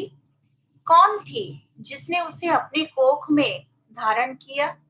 किसने उसे लोरियां सुनाकर सुलाया है? वही नारी ही है ना। मिट्टी पर खड़े होकर क्या हम मिट्टी को भूल सकते हैं भला? केवल पुरुष ही भूलता है। नारी की शक्ति को भूलकर उसकी आंख से खेल बैठता है। अविवेक अपंग मानव जानता ही नहीं कि मनुष्य किसी नारी के श्राप से जल भी सकता है। नारी एक देह नहीं है, स्वयं पराशक्ति। उसके आशीर्वाद से ही संवरती है मानव की नियति, संवरती है मानव की नियति। और उड़ीसा के तरफ से, उड़ीसा के सारी महिलाओं की तरफ से जो यहाँ पे हैं मेरी बहनें और जो सुनेंगे उनको बहुत ज्यादा बधाई। और सबको अच्छा ज्ञान मिले, शिक्षा मिले और नीरवता पूर्वक हम अपना काम करें। वंदे उत्कल जननी। धन्यवाद। अंजलिका भट्टाचार्य बांग्ला भाषा की कवयित्री और लेखिका हैं। वह पश्चिम बंगाल के आसनसोल में रहती हैं। वह दर्शन शास्त्र में स्नातक तथा इतिहास विषय में स्नातकोत्तर हैं। इनकी कहानी तथा कविताएं बांग्ला की लोकप्रिय पत्रिकाओं में प्रकाशित हुई हैं। उनकी कहानियों में समाज के पिछड़े वर्ग की जनता की बात उठकर आई है। उनका पहला प्यार कविता है, लेकिन उन्होंने अधिकतर कहानियां ही लिखी है। नेशनल बुक ट्रस्ट इंडिया द्वारा प्रकाशित नवलेखन कहानी संकलन में उनकी एक कहानी प्रकाशित है। उनकी एक कहानी ब्रेकिंग न्यूज का नाट्य मंचन भी हुआ है। उनके कहानी संकलन है इच्छे मृत्यु, रूप कला नय, ये गल्पेर शेष नेई आदि। इच्छे मृत्यु पुस्तक को आत्मज साहित्य सम्मान एवं डली मिथ्या स्मृति पुरस्कार मिला है। मैं तब 10 साल की थी। 10 साल की उम्र में ही मैं छोटी छोटी कविता लिखती थी और शायद वो कविता भी नहीं थी। मगर मेरे पापा के जो भाई थे, चाचा, मेरे चाचा आए थे और बोले वाह कितनी सुंदर कविता है, ये तो बड़ी होकर कवि बनेगी। तो इससे मुझे बहुत अच्छे लगा क्योंकि हर कोई कहते हैं कि ये टीचर बनेगी, इंजीनियर बनेगी, डॉक्टर बनेगी। छोटे से बच्चे ये सभी सुनते हैं, मगर फर्स्ट टाइम मैंने सुना ये कवि बनेगी। और इसके 1 साल बाद मेरे पापा गुजर गए। तो उस टाइम जो रिचुअल था, जो नियम था, तो ये मुझे बहुत बहुत दुख दिए कि एक तो पापा गुजर गए, इसके दुख थे। फिर मम्मी थी, दीदी थी, दादा थे। मगर जो मुझे कष्ट मिला तो वो कविता के रूप में आने लगे। हम कविता लिखते लिखते तब ये मुझे एहसास नहीं हुआ कि कहाँ मैगजीन में देना चाहिए या पब्लिश कराने चाहिए, ये मुझे ख्याल नहीं आया। तो क्लास 11 में मैंने एक पेपर में कुछ ऐसे ऐड देखे कि यहाँ पर भेजने के लिए, कविता भेजने के लिए और मैगजीन के लिए कुछ ऐड थे। तो वहां पर मैं 2 कविता भेज दिए और कुछ महीने बाद तो मेरे बाय पोस्ट एक बुक आए घर में और फर्स्ट टाइम मैंने देखा कि मेरा कविता छपी हुई थी। तो इतना आनंद हुआ कि मैं बोल नहीं सकती। तो इसके बाद 11 के बाद मैं कॉलेज गई और कॉलेज के बाद ही मेरे शादी हो गई थी। शादी के बाद एक मेरा बेटा हुआ, तो ये सब में मैं व्यस्त हो गई। मगर मेरे लिखने और पढ़ने की जो इच्छा थी तो वो तो जारी रही। तो इसके बाद मैं मास्टर्स भी किए हिस्ट्री में। तो मेरे एक दिन एक डेली न्यूज है हमारे यहाँ पर प्रतिदिन, तो वहां पर मैंने एक ऐड देखा। तो ईमेल वगैरह थे, तो ऐड देखा कि वो कहानी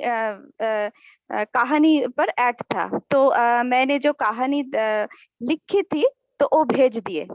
तो इसके बाद 3 महीने बाद वहां से एक फोन आया कि हाँ, आपका जो कहानी है वो सिलेक्ट हो गया, इन तारीख में वो निकलेगा। वो मेरा फर्स्ट टाइम जो कहानी थी वो फर्स्ट टाइम पब्लिश्ड हुई थी कहानी।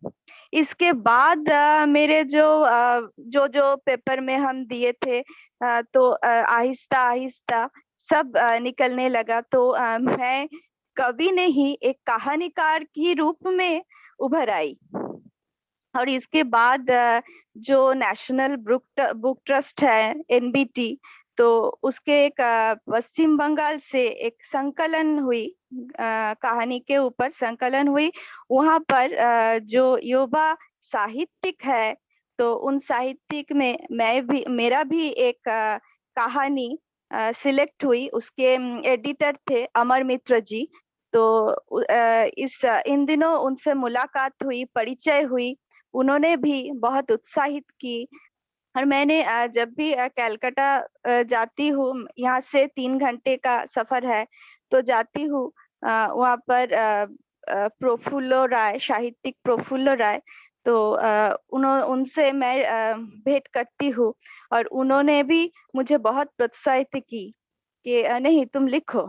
और लिखते लिखते आज मैं कहानीकार के रूप में ही परिचित ज्यादा हूँ, कभी नहीं। तो मगर मेरी पहली जो प्यार है तो कविता ही है, इसलिए कविता तो उभर आती है। कविता की सच में कविता की कोई टाइम नहीं है। कविता जब भी मन में कोई शब्द होता है लिखना पड़ता है, मगर जो कहानी है इसके लिए टाइम देना पड़ता है। कहानी है, नॉवेल है, इसके लिए टाइम देना पड़ता है।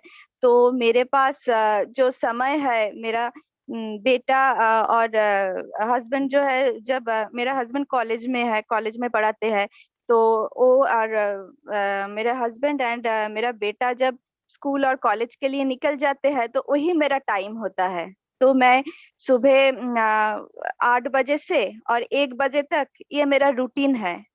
पुरुष की पीछे, सक्सेस के पीछे जब नारी होती है, नारी के पीछे भी एक शायद एक पुरुष भी होता है। अगर मेरे पति ने मुझे साथ नहीं दिया होता तो मैं मैंने इन कहानी का जो सफर है, ये मेरे मुमकिन नहीं होता है। ये एक माँ के ऊपर कविता है। माँ मतलब आज के जमाने के नहीं, जैसे में हमारी दादी नानी थी, उन जमाने में समाज की जैसे अवस्था थी, उसके ऊपर एक कविता। আপোষ। আমার নিরক্ষর সেকেলে মা বিটি রোড পার হতে পারে না, গড়িয়াহাটে হারিয়েছে কতবার। ভুল ট্রেনে উঠে মুখ থুবড়ে পড়েছে বনগায়, হাত পুড়িয়ে আমাদের ভালো মন্দ খাইয়েছে, সময়ের আগে বুড়িয়ে গেছে, কিন্তু কখনো আমাদের জন্য ফুরিয়ে যায়নি। আমার মা অভিযোগ করতে শেখেনি কখনো, আমার মা অভিযোগ করতে শেখেনি কখনো। হয়তো মনে মনে অভিমান করেছে, কিন্তু তার হদিশ পাইনি কখনো। হদিশ কি করে পাবো? চোখের জল রান্নাঘরের তাপে এক অদ্ভুত মেঘের জন্ম দিয়েছিল, তার নাম আপোষ।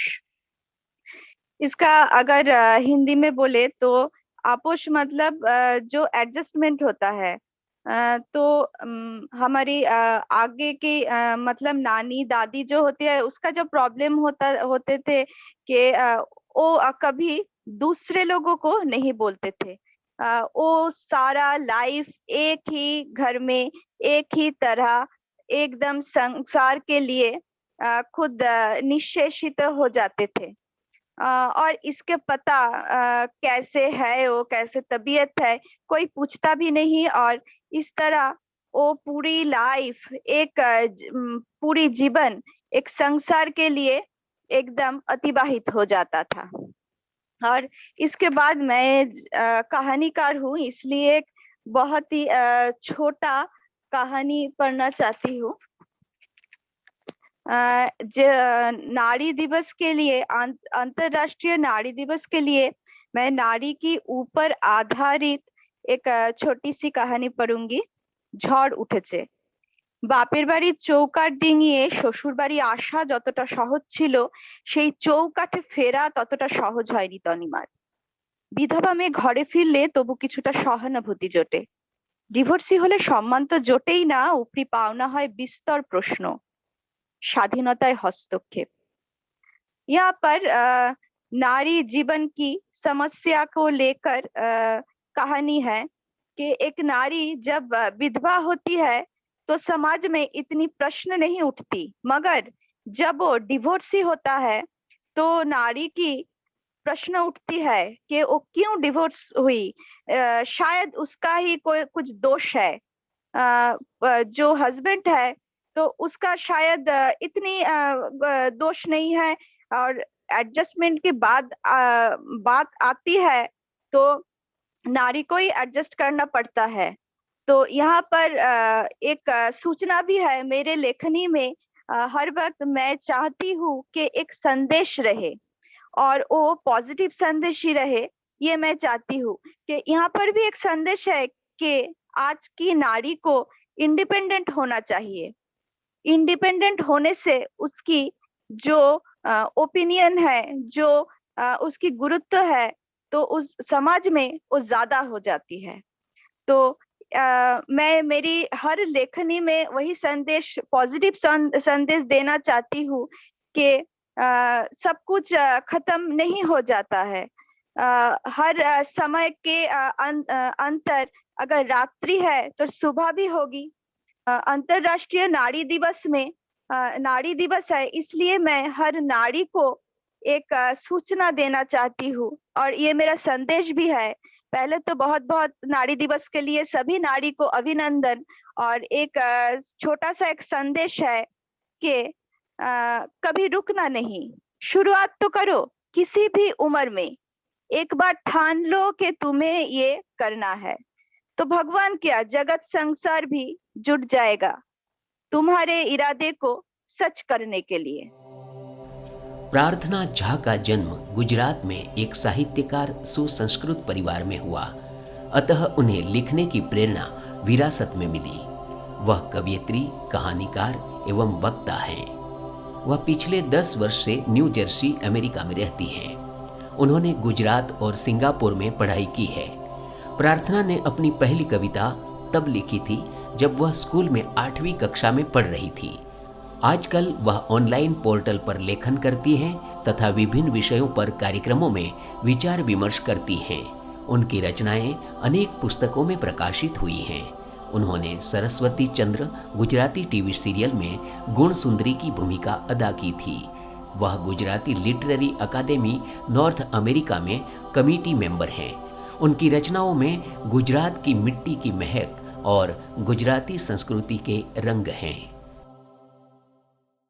मैंने शुरुआत की थी, मैं जब 8th स्टैंडर्ड में पढ़ती थी तब मेरी पहली कविता मैंने लिखी थी। मेरे घर में कविता का माहौल पहले से ही था, क्योंकि मेरे पापा बहुत बड़े कवि हैं, लेखक हैं, गुजरात के बहुत जाने-माने वक्ता भी है। बहुत अच्छा उनके लेक्चर्स सुनने के लिए लोग बहुत आते हैं। तो मेरे घर पे इतने सारे पुस्तक और ये सब माहौल तो था ही। मेरे दादाजी संस्कृत के पंडित, मेरे पापा भी संस्कृत में भी बोलते हैं और संस्कृत में कविता भी लिखते हैं। तो ये जो माहौल मुझे मिला उससे मेरा मेरा जो ये हॉबी था वो मेरा पैशन बन गया। मैंने जब पहली कविता लिखी और मैंने जब मेरी माँ को बताया कि मुझे आप मनाने के लिए नहीं आई, तो इसीलिए मैंने वो टाइटल था कि मम्मी आवी नहीं, दैट वाज द टाइटल कि मुझे मुझे बताना था कि मैं आपसे रूठ गई हूँ, पर आप मुझे मनाने के लिए नहीं आई। तो वो मेरी पहली कविता थी, पर वो शुरुआत थी, इतना अच्छे से लिखा नहीं जा रहा था। पर जब मैंने दिखाया मम्मी को, तब उन्होंने बताया कि आप बहुत अच्छे जा रहे हो, आप आपके पापा की तरह लिख सकते हो, आप सीखो। पर मैंने सीखा नहीं। मैंने पढ़ना बहुत मेरा मुझे पढ़ने का शौक भी बहुत था, तो मैं कुछ ना कुछ लिखती थी, गलतियां करती थी, पर मैंने सीखा नहीं था। मुझे ऐसा मौका नहीं मिला था क्योंकि मेरा पढ़ना चल रहा था। मैंने पढ़ने में मैं बोल सकती हूँ कि मैं 2 बार यूनिवर्सिटी टॉपर रही हूँ। मैंने 3 मास्टर्स डिग्री हासिल की है और वो तीनों अलग-अलग फील्ड में है। मैंने आर्ट्स, कॉमर्स एंड साइंस तीनों में मास्टर्स डिग्री प्राप्त की है और 2 बार मैं यूनिवर्सिटी में टॉपर रही हूँ। वो सब तो ठीक है। जब मैं सिंगापुर में पढ़ती थी, मैंने एमबीए सिंगापुर में किया और मैं वहाँ पे मैंने सबसे पहले इंग्लिश में लिखना शुरू किया। थोड़े आर्टिकल्स लिखती थी कॉलेज के मैगजीन्स में, फिर थोड़ा दिव्य भास्कर में। इंडिया जाने के बाद फिर थोड़ा-थोड़ा और लिखना शुरू हुआ। फिर मैंने एक्टिंग भी की है टीवी पे। शादी के बाद यहाँ पे आई, यहाँ पे रह रही हूँ, तो यहाँ पे मुझे इतने लोगों ने सपोर्ट किया कि ये भाषा इतनी इतनी उच्चतम जो रजुआत होती है, इतना अच्छे से लिख रहे हो तो उसे छोड़ो मत, उसे बरकरार रखो। आप भूल जाओगे तो वो चली जाएगी, पर मुझे लग रहा है कि ये मेरी भाषा ही है, जो मेरी प्रादेशिक भाषा है गुजराती, वो ही है जो मुझे अभी संभाल के मुझे यहाँ पे बैठी है। तो मैं उसी से जी रही हूँ। तो ऐसा लगता है कि ये मेरा प्राण वायु है। मुझे बहुत अच्छा लगता है जब मैं गुजराती में कुछ लिखती हूँ, कहीं पे प्रस्तुत करती हूँ, तो मुझे फिर से ऐसा लगता है कि मेरी भूमि गुजरात में चली गई। मैं फिर से जुड़ गई, मैं वहीं पे हूँ, मैं कहीं जा नहीं सकती। तो वो सब बहुत सारे फॉर्म्स मैंने लिखे हैं और मैं आज आपके सामने 2 कविताएँ रजू करने जा रही हूँ। तो एक जो जो पहली है, वो डायस्पोरा लिटरेचर जिसे बोलते हैं, जो अ, भारत में नहीं है, मीनिंग कोई भी देश से दूर हो और प्रादेशिक भाषा में अपने विचार जो व्यक्त करते हैं, तो जो याद है उसकी बात करती हूँ कि जब मैं भारत से यहाँ पे वापस आती हूँ, तो मैं कैसा महसूस करती हूँ। जब मैं भारत से वापस आती हूँ, तो मुझे लगता है कि मैं फिर से वो रूटीन में आ गई। फिर से वो ही तकलीफें, वो ही दिनचर्या, पूरा दिन यहाँ से वहाँ घूमो, भागो, यही है और कुछ नहीं है। जो जो हमारे नज़दीक वाले लोग थे, जो जो जितने निकटतम जो रिलेशंस थे, वो सब पीछे छूटे हैं, जो मेरे देश में है। तो ये सब मुझे बहुत याद आते हैं। तो उसी के लिए मैंने ये लिखा है, जो मुझे मेरे देश से जोड़ता है, जो मुझे मुझसे जोड़ता है। तो इसके लिए मैंने ये कविता लिखी थी कि यहाँ पे कैसा माहौल है और जब मैं वहां पे ये छोड़ के आई हूँ तो मुझे कैसा महसूस हो रहा है। तो मेरा जो पहला अंतरा है तो उसमें मैंने लिखा है कि क्या मैं महसूस कर रही हूँ, और दूसरे अंतरे में मैंने बोला है कि यहाँ पे कैसा है और मैं क्या लेके आई हूँ मेरे देश से। तो वो पहली कविता मैं रजू कर रही हूँ, गुजराती में है કે રોજ સળગતા સૂરજ જેવી વાતો સાથે પાછી આવી, પરદેશી છું પરદેશી વ્યવહારો સાથે પાછી આવી ને અંતરો છે કે મૂળ મોહબ્બત પાયાની છે, મૂળ મોહબ્બત પાયાની છે અને મારો પડછાયો તો મારા દેશમાં પડે છે, તો મૂળ મોહબ્બત પાયાની છે, પડછાયાની માયાની છે, વાત જન્મ મરણની નહોતી, હું ક્યાં જન્મી હતી અને મારું બર્થ સર્ટિફિકેટ કે મારો પાસપોર્ટ કયા દેશનો છે એ મારે માટે ક્યારે મહત્વનું જ નહોતું. વાત જન્મ મરણની નહોતી, જ્યાં ઇતિહાસો સર્જાયા હતા ત્યાં મારો જન્મ થયો હતો. એટલે મારું એવું કહેવું હતું કે વાત જન્મ મરણની નહોતી, ઇતિહાસો સર્જાયાની છે. એવા કોઈ ચરણની વચ્ચે, ધરતીને ભરતીની વચ્ચે, પોતિકા સરનામા સાથે સાવ અજાણ્યા રસ્તા ઉપર પાછી આવી, પરદેશી છું परदेशी व्यवहारों साथे पाछी आई. अभी जो मैं दूसरी रचना मेरी आपके साथ शेयर करने जा रही हूँ वो है वो बहुत गर्मी जब होती है, बहुत समर का टाइम होता है, तो उस टाइम पे कैसा माहौल होता है. हमारे गुजरात में तो बहुत गर्मी होती है और उस टाइम पे ये कविता लिखी जब मैं गुजरात में नहीं थी, मैं यहाँ पे थी. हमारे घर में एसी तो था पर बाहर भी बहुत अच्छा होता था. तो वो माहौल का वर्णन किया है जिसमें कुछ भी रोमांटिसिज्म नहीं होता है, जहां पे कुछ भी लिखने के सब उज्जड़ हो जाता है, कुछ भी दिखने में अच्छा नहीं लगता है, कोई बाहर भी नहीं निकल सकता है. उस टाइम पे जो माहौल बनता है उसमें मैंने लिखा कि वरसादे वाछंटो मारी, जब पहली बारिश हुई तो कैसा हुआ. बहुत गर्मी थी और पहली बारिश हुई तो वरसादे वाछंटो मारीने ओळघोळ उड्यो तो एवो पवन, आंखों मिचकारीने सूरजने कीधुं तुं वादळनो આજે છટાનું. ઉડી આકાશમાં ચકલીએ જાણે કે આખા ઉનાળાને માર્યો, સૂના આકાશને એવું લાગ્યું કે એક ચકલીએ જન્મારો તાર્યો. ને ધરતીની કૂખમાં કળીઓ હસી ને પછી તરણાને ફૂટ્યાતા વન, આંખું મિચકારીને સૂરજને કીધું તું આજ વાદળનો આજે છટાનું. કાળઝાળ તડકો કઈ પારકો નતો ને એને ભૂંડો કહેવાનો કઈ ઈરાદો પણ નતો. કેરીને આંબાને લીમડાની છાયામાં જીવને જીવાડવાનો વાંધો નતો. આ તો ઈશ્વરની ધરતીને એનો વરસાદ, આ તો ઈશ્વરની ધરતીને એનો વરસાદ, એનો મૂળ ને એનું વર્તન. આંખો મિચકારીને સૂરજને કીધું તું વાદળનો આજે છટાનું. એટલે અહીંયા સુધી તો આ માહોલ બને છે ને પછી ધન હું જઉં છું એક ફિલોસોફી ઉપર કે અમે વરસાદે નાચ્યા. આ વરસાદ આવ્યો અને અમે વરસાદમાં નાચ્યા. હમ બારિશ में भीग रहे थे, पहली बारिश आई है. અમે વરસાદે નાચ્યા તો એટલો જ પ્રેમ કરી સૂરજના લીધા ઓવારણા. અમે વરસાદે નાચ્યા તો એટલો જ પ્રેમ કરી સૂરજના લીધા ઓવારણા. ચકલીએ ગૂંથેલા સૂકા ભટઘાસ ઘાસમાં લીલું કઈ ઉગવાની ધારણા. ખરવું ને ઉગવું તો આપણો મિજાજ, બાકી રહેવું સદા સનાતન. વરસાદે વાછંટો મારીને ઓળઘોળ ઉડ્યો તો એવો પવન, આંખો મિચકારીને सूरज ने कीधुं तुं वादळनो આજે છટાનું. बहुत अच्छा लगा सबके साथ ये मंच में जुड़ने के लिए. आपको बहुत धन्यवाद.